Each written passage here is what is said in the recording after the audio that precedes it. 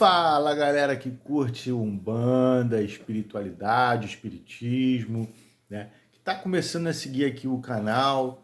E esse vídeo vai ser compartilhado também em outras plataformas, em outros canais que eu estou começando, né?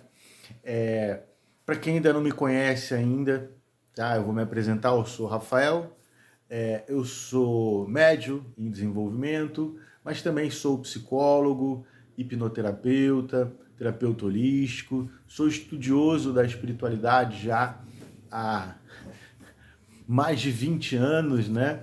E venho desenvolvendo também outras espiritualidades, não só na Umbanda, como recentemente, né?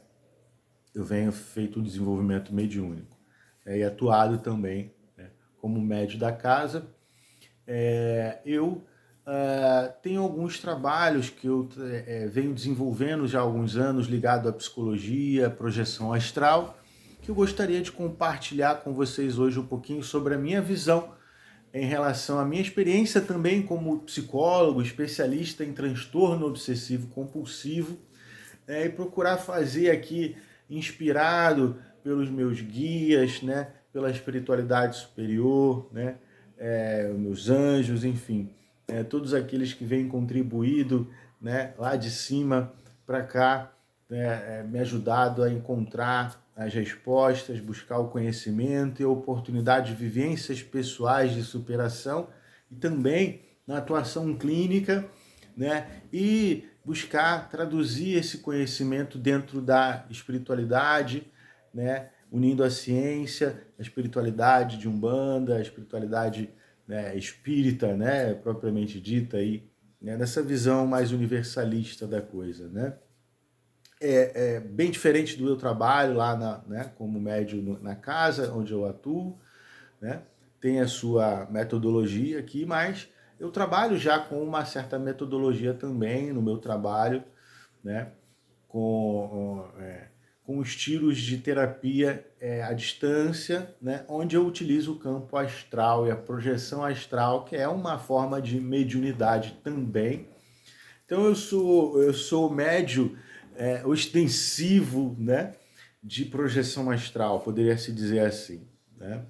Então, algo que eu já venho praticando espontaneamente desde que eu me entendo por gente.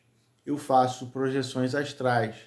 Logicamente, na infância e na adolescência eu não entendia como isso funcionava, e justamente por isso que eu sofri com um transtorno obsessivo compulsivo na infância, né?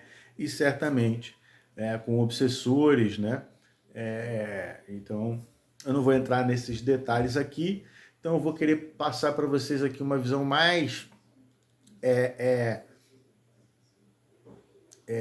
buscando integrar, né, alguns conhecimentos aí, trazer um olhar um pouco mais científico, né, e contar aquilo que muitas vezes a gente não ouve no terreiro, né? Às vezes por falta de tempo, às vezes porque a casa está mais voltada para os trabalhos mesmo, às vezes porque não deu tempo de chegar nesse assunto, mas é algo que eu já venho estudado e vivenciado, e essa influência muito positiva do meu desenvolvimento mediúnico na casa, né? Quem quiser conhecer a Casa de Chico, né? A tenda espírita, né? São Francisco de Assis, aqui em Jacarepaguá, no bairro do Camorim, Jacarepaguá, só procurar aí no Google, né? Oferece tratamento de graça, né? Tem a sala do astral, onde também tem tratamento, né? Faço parte da corrente, né? Do passe também, né? Ainda não estou atendendo com a entidade, ali dando consulta, mas eu estou nessa parte ali do passe, né? Então, outros médios também, mais experientes, né? Tem, né, gira de caboclo, gira de preto velho, lá onde você pode fazer sua consulta com outros médios, as entidades da casa, tá bom? Só buscar aí no Google que você vai encontrar lá, beleza? Então, eu tenho percebido ali que isso tem acrescentado muito, né, no meu desenvolvimento mediúnico de incorporação na casa de Umbanda, né, na casa de Chico, tem me ajudado muito a, a compreender, entender também de um outro ponto de vista os fenômenos de desdobramento, de projeção astral, né? essa experiência de projeção astral também tem me ajudado também, né, a compreender ali as possibilidades, né, de somar isso na própria incorporação, no trabalho na sala do astral, principalmente, né? Em algumas sessões que eu faço a passagem, né, onde eu incorporo ali o obsessor, algumas percepções que vêm, que eu vou procurar falar aqui nesse vídeo, algumas emoções, alguns sentimentos e a forma como eu venho conduzindo isso também, tá? Esse vídeo é tanto uma forma de compartilhar com vocês a minha experiência, mas também, acho que principalmente, como uma forma de espelho para mim, para que eu possa ouvir o que eu estou falando, e isso me ajuda muito na minha expansão de consciência e no entendimento do processo do meu próprio desenvolvimento mediúnico, né? Eu tenho muitos conteúdos privados ou de particulares que eu utilizo, né? Quem sabe a gente faz um grupo aí futuramente, eu compartilho isso com vocês aí no WhatsApp, né? Se quem quiser, deixa aqui nos comentários, eu posso estar pensando nessa ideia, né, de compartilhar ali algumas vivências que possam, assim como me facilitou, gente, possam estar facilitando vocês também. Lembrando que é sempre importante você seguir a doutrina da casa, né, o objetivo da casa, a forma de trabalhar da sua casa e usar o conhecimento que você possa adquirir do lado de fora apenas para acrescentar, tá? Não para mudar a forma como a casa trabalha, né? Isso é algo que eu venho aprendendo bastante também ultimamente, né? Isso faz parte do desenvolvimento. Bom, enfim, eu vou compartilhar aqui uma imagem, mas enfim, onde a gente vai entender a constituição setenária do ser humano, tá? Eu não vou me alongar muito nesse vídeo, mas eu vou dividir ele em algumas partes para a gente entender como funciona esse processo aonde começa esse processo de obsessão, né? Como que isso funciona, por que isso acontece, é por acaso, é um erro, o que leva a pessoa a atrair um obsessor, né? Se isso não foi contado, se não deu tempo de você ouvir, ou talvez isso não seja o próprio objetivo do centro onde você frequenta, né? Ou se você está chegando aqui agora e está querendo saber, não sabe nada, né? Seja bem-vindo, né? Então, gente, são 7 corpos, né? O corpo físico, isso que a gente está vendo aqui, né? Ali o duplo etéreo, né? O corpo astral, o mental inferior, o mental superior, o corpo búdico e o corpo átmico, né? Eu estou gravando do celular, então eu vou colocar a imagem para vocês. Não sei se tudo de memória está na sequência certa, mas acho que é isso, né? Então, gente, perdoe também erros, eu não sou, né? Eu sou apenas um entusiasta, um estudante, um autodidata, né? Tenho outras formações, mas algumas experiências práticas. Mas é só o meu ponto de vista, tá? Posso cometer alguns erros aqui. Então, gente, dentro desses 7 corpos, né? O último é esse aqui, que é necessário a incorporação, a encarnação nesse corpo físico, para que a gente vá depurando, né? Decantando as experiências de existências passadas, né? Desde quando a gente não era nem humano, né? Ali muita coisa a gente vai, né? Acrescentar, né? Todas as experiências encarnatórias, né? Até as consciências mais evoluídas, que é esse o processo da encarnação, né? Pelo menos no meu entendimento. Não vou me aprofundar nisso agora, posso trabalhar nisso mais especificamente num outro vídeo, tá? Mas a gente está aqui como ser humano, nessa encarnação. Mas a gente viveu várias outras encarnações. E é aí que começam as obsessões. As obsessões não são um erro, a gente vai entender isso no vídeo, tá? Então você tem, né, no que a gente chama de corpo búdico, são as memórias, o banco de dados, a consciência, né? Então ali nessas memórias há múltiplos fatores de personalidades antepassadas, né, de existências anteriores, que precisam ser depuradas, que fazem parte do seu acordo, né, de encarnação, do seu acordo espiritual, né? Você não é imposto, você não é obrigado a fazer tudo o que é proposto. Você não é obrigado nem a encarnar. Você vai ser orientado por uma comissão de espíritos, né? Ali seu guia, seu protetor, né? As espiritualidades que estão à sua volta, né? Seus antepassados que estão dentro desse processo espiritual, desse campo, né? De espíritos que estão numa frequência semelhante ali, né? Vidas passadas, parentes, relações anteriores, tudo isso vai influenciar seus guias, toda, né, outros espíritos mais elevados que vão estar ali colocando ali, olha, dentro dessa encarnação você tem essas possibilidades aqui, o que, que você acha? Vamos entrar num acordo aqui. Você encarna, você não nasceu aqui por acaso, ninguém está aqui a passeio, né? Ninguém está aqui por acaso, né? A gente pediu para nascer, a gente concordou em encarnar, né? A gente viu isso como possibilidade de evoluir.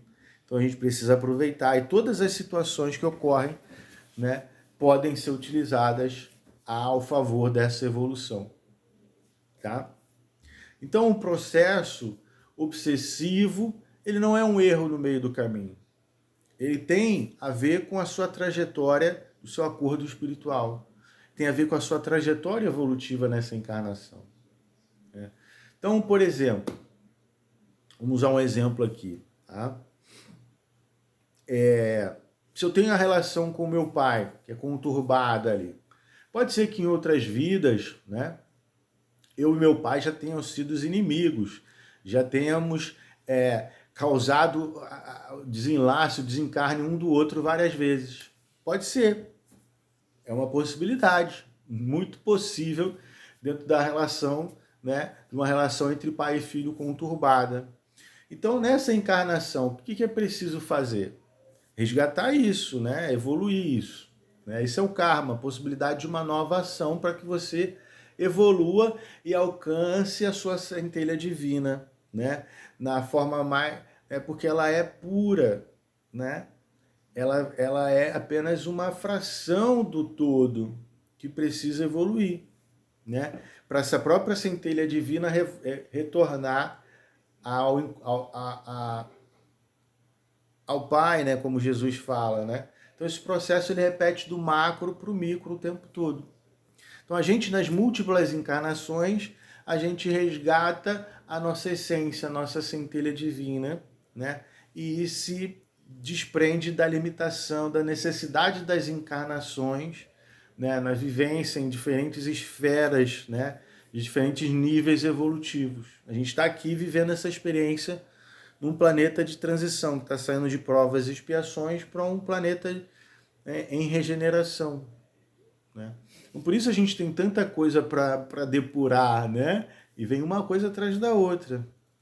Então, muitas vezes, ao se cristalizarem algumas dessas memórias, né, de personalidades, de experiências, de existências passadas, a gente começa a desenvolver transtornos, porque a gente não evoluiu. Existiam outros momentos que a gente, por estar nessa dinâmica mais passiva, né, a gente acaba não utilizando essas personalidades ao nosso favor e elas acabam, né, dentro de um processo, né, de desdobramento dessas próprias memórias, elas vão se tornar subpersonalidades que vão construindo, onde a gente vai construindo formas, pensamentos, né? Imagens que vão se grudar no nosso campo astral, no nosso campo energético, que muitas vezes podem se plasmar, ter como se tivessem vida própria. É aí que começa o processo de obsessão, né? Você é obsediado por uma parte sua, uma memória de uma personalidade que precisava ser trabalhada. Faz com que você, se fixando nessa persona, você se cristalize num campo, numa vibração inferior, porque vai gerar conflitos, né? Ao invés de você trabalhar da luz à sombra, você vai se esconder mais nas sombras, né? Então o processo obsessivo é nessa visão, na minha visão, algo que ocorre, não é por acaso, não é um erro seu. Então isso desmistifica e ressignifica o processo encarnatório, na minha visão. Porque ainda parece que muitas vezes a pessoa tem a visão de que ela tem um conflito kármico, que ela tem obsessores, e isso traz obsessores para ela porque ela tem algum problema ou porque é injusto. A gente vai se aprofundar mais na próxima visão. Então, algo que às vezes não dá tempo muito de trabalhar nisso.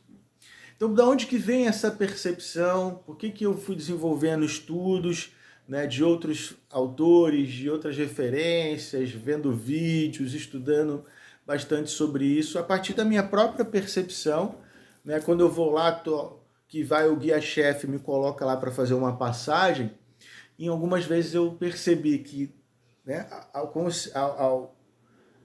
no momento que o caboclo ali, né, o seu pena preta, ele vem, me intui, né, num diálogo ali, busque a luz, né, por que você está aqui ali buscando entender, ele entra no campo áurico daquela suposta entidade obsessora, eu senti que era algo que vinha da própria pessoa. Então veio a informação de que aquilo não era um espírito, uma entidade, um obsessor que vem por ressonância, por exemplo. Era uma forma pensamento que se plasmou e praticamente quando o caboclo começou a estalar o dedo no campo astral, que Marabô da Calunga, que também trabalho com ele, né, começou a fazer os seus trabalhos ali também, né? Aquilo se desfez, entende? Aquilo se desfez como se desfizesse no ar. Diferente de como é um espírito, né, de um outro ser que também já viveu experiências encarnatórias, né, que teve vida. Não é um ser plasmado da forma pensamento. Então eu comecei a perceber essa diferença nos sentimentos, no próprio diálogo dos caboclos, né, do caboclo e do Exu que eu trabalho, né? O próprio Preto Velho também, o Pai João do Cruzeiro das Almas também que trabalha comigo, eu ainda estou começando a entender o processo dele, mas também vem essa intuição, né? Eu também consigo começar a diferenciar o diálogo, eu sinto os três ali muito presentes, né, dentro desse processo e me orientando ali, né, quando eu faço essa passagem ali, né, o médio de passagem ali, quando eu coloco aquele carrego ali para fora, né? Então, tem momentos que eu percebo que aqui, por exemplo, o último que ocorreu, né, parecia que era uma situação que ele nem sabia porque estava ali. Ele foi atraído só por ressonância, era um espírito sofredor, né? Diferente de alguns que percebo que veio realmente por intenção e tem uma energia e essa energia eu vou aproveitar. Ele não foi atraído, né, por acaso. Fui atraído aqui, tô, né, um sentimento de incompreensão, né, um sentimento de abandono, um sentimento de decepção, né, de não entendimento, não entendo. Então um encarnado, um recém-desencarnado que ali ainda não entendeu que ele desencarnou, ele não compreende, então ele pode ser atraído por essa parte emocional do caso do consulente que estava sendo feito o trabalho, né? Um desmanche de trabalho que fizeram para ele, né? Ali foram vários outros médios que fizeram passagem para ele, com vários tipos. E eu consigo, hoje, já que eu consigo sentir o ambiente também, né? Eu sou um médico psicométrico, eu consigo sentir o ambiente, sensitivo. Hoje eu consigo, através dessa experiência de passagem, também diferenciar conseguir perceber a vibração das entidades, ou se são entidades ou não. Isso é algo também que eu pretendo aprofundar na casa onde eu venho fazendo desenvolvimento, mas segundo os meus estudos tem uma certa coerência tudo que eu estou vivenciando como experiência. Então era essa parte que eu queria entrar aqui com vocês. Então, da onde começam os obsessores? Só para resumir, começa de você mesmo. Não é por acaso que você atrai relações, então, que precisam acontecer. Então, muitas vezes o obsessor não é um desencarnado, pode ser um encarnado também, né? Onde você atrai a partir da sua vibração. É por acaso? Não. Isso está nas suas memórias, isso faz parte do seu processo kármico de evolução. Então, se você tem uma decepção amorosa, se você tem uma relação difícil com os seus pais ou com os seus filhos, né? Se você tem uma relação difícil com o dinheiro ou com alguns aspectos da sua própria personalidade ou cognitiva, tudo isso vem, né, por um propósito, e o propósito é a misericórdia divina. Deus não julga ninguém. É o próprio corpo búdico que entra, né, com vamos dizer assim, um pedido para ser feito esse processo reencarnatório e essa listagem kármica para que seja acordado, né, com os corpos inferiores. Então era mais ou menos isso. Essa minha visão, gente, não é uma verdade absoluta, mas é o meu entendimento a partir das minhas experiências e dos meus estudos. Se você gostou desse vídeo, deixa o like, né? Deixa aqui nos comentários, né, a sua dúvida, a sua opinião, sua crítica, tá? Com as críticas eu não vou me importar muito, né? Nem com os haters, se começa a surgir naturalmente, mas vão me ajudar a entender, né, também, né, se eu estou no caminho certo. Provavelmente eu não vai te responder, mas os comentários e as dúvidas eu vou responder e vão me ajudar também a construir os próximos vídeos, os próximos episódios dessa série de vídeos, onde eu vou estar falando um pouco mais sobre a minha experiência, né, no trabalho astral, né, como funciona meu processo de terapia, né, integral, que eu chamo de metodologia da cura criativa, né, onde você vai sair dessa postura passiva e agir nesse campo astral de uma forma ativa, né, com a participação aí dos seus guias espirituais, usando seus canais sensoriais, né? Não tem nada a ver com desenvolvimento mediúnico aqui, gente. Eu só estou compartilhando a minha experiência. Forte abraço, até o próximo vídeo.